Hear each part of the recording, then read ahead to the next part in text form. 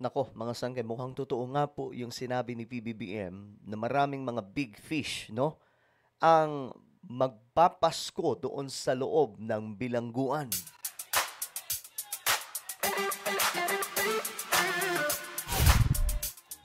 Ito nga, mga sangkay, may balita po tayo tungkol dito sa mga diskaya, no, na ngayon ay nahaharap dito sa malaking korupsyon sa ating bansa na nadiskubre ng ating presidente.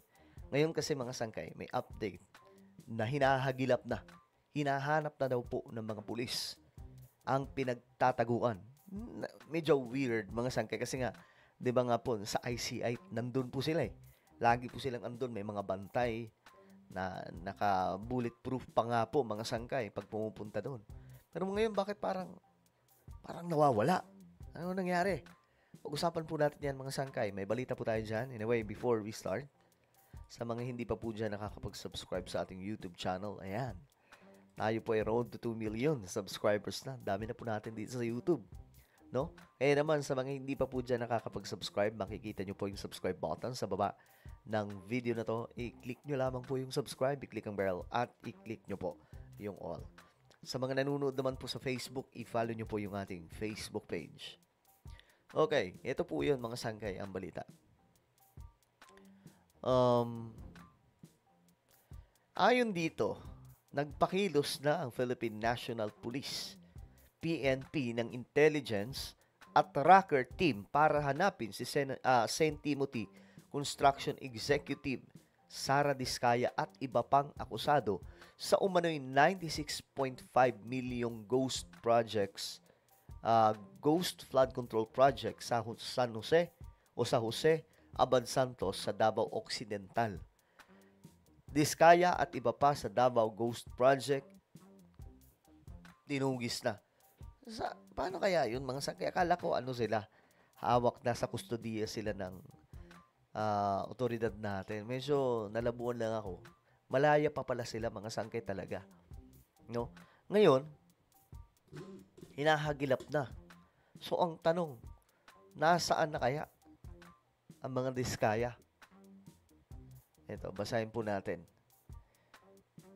Kasunod ito ng utos ni Pangulong Ferdinand Marcos Jr. noong Biyernes, December 5, na maging handa ang PNP at Department of Interior and Local Government or DILG para sa pagpapatupad ng arrest warrant laban kina Diskaya, St. Timothy President. Ito na, mga sangkay, itong Romando at mga opisyal ng Department of Public Works and Highways or DPWH. So, hindi lang mga diskaya. May unang batch na, di ba? Nakita niyo yung unang batch. Nagkadamputan na nga po, mga sangkay. So, ang second batch ay ito na po sila. Pero syempre, ang inaabangan po natin dito, mga sangkay, yung mga buhaya na kongresista, senador, yan po talaga yung pinakakaabang-abang, mga sangkay. Kapag nangyari yan, doon po natin masasabi, mga sangkay, na talagang ang galing ni PBBM at nagawa niya yon. Kasi yung mga buhaya, hindi po basta-basta yan. Hindi po basta-basta yan na matutugis, makakapangyarihan yung mga yan. Kaya nga po, mga sangkay, walang mga presidente na nag-a-attempt na resolbahin itong ganitong klaseng kalalang korupsyon eh. Dahil alam nila na itong mga buhaya makakapangyarihan at kaya po silang baliktarin. Kita nyo yung ginawa ni Zaldico kay PBBM, di ba? Saan ka nakakita ng siya na ang nagbisto, siya na ang nagkanta, siya na po ang nagsabi, siya ang nakadiskubre tungkol sa korupsyon, si PBBM. Siya patuloy ang inakusahang mastermind. At kung papakinggan po ninyo, mga sangkay, yung mga statement, maniniwala din talaga kayo. Mambihira, maniniwala din talaga kayo. Pero mga sangkay, siyempre, kung matalino ka mag-isip, maiisip mo na parang imposible kasi si BBM yung nagsiwalat nito.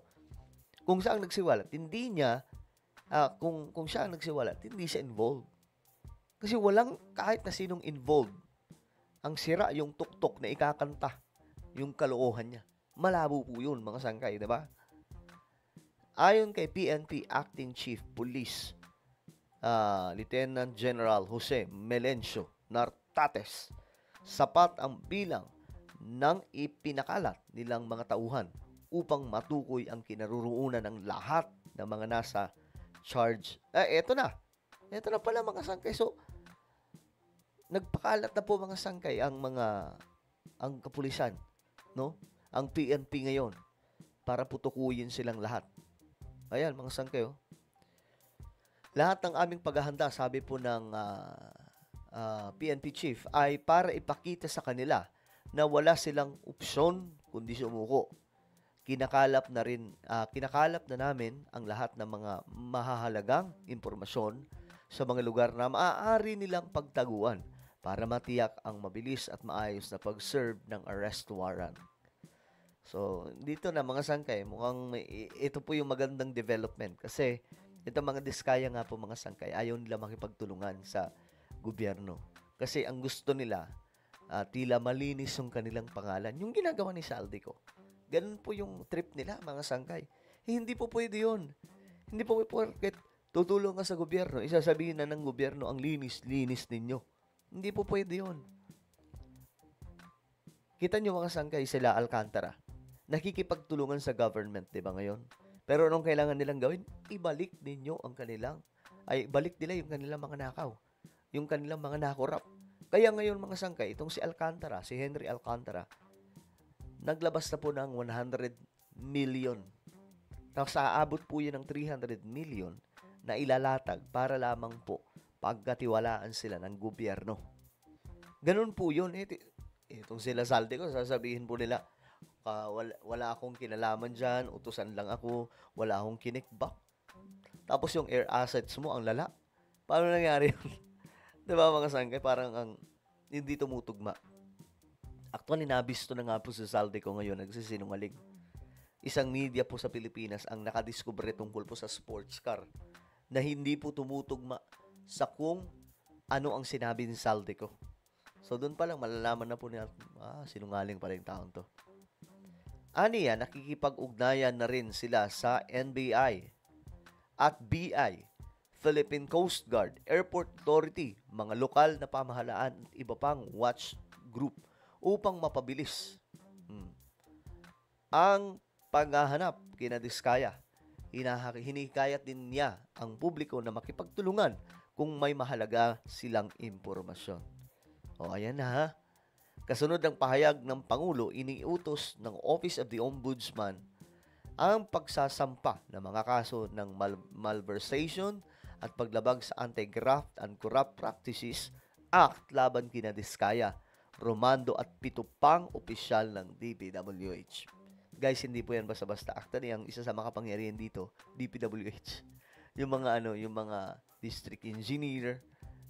Yun po, mga sangkay, makakapangyarihan yun. Mismo yung ICI sinabi nila, grabe yung kapangyarihan ng mga district engineer ng DPWH. Mga buhaya po yan, talagang matindi po, mga sangkay, ang kapangyarihan nila. Ayon kay Assistant Ombudsman Clavano, may probable cause para magsampa ng kaso laban sa mga ito kaugnay sa mga ghost projects. Iginawa ng proyekto sa St. Timothy Construction Corp noong Enero 22, 2022 kung saan idineklara itong completed noong October 2, 2022. Ayan. Gayunman, natuklasang hindi kailanman ipinatupad ang proyekto batay sa inspeksyon ng pamahalaan at testimonya ng mga saksi. O ayan, mga sanggay, huli ka, Balbon. So, ang tanong, nasaan na po ngayon ang mga Diskaya? Abangan po natin, mga sangkay. Malay nyo ngayong araw, di ba? Mahanap na. Alright, mga sangkay, comment down below ano po ang inyong opinion. Meron po tayong YouTube channel, Sangkay Revelation. Hanapin nyo po ito ngayon sa YouTube. Kapag nakita nyo na, i-click nyo po yung subscribe, i-click ang bell, at i-click nyo po yung all. Ako na po yung magpapaalam. Mag-iingat pong lahat. God bless everyone.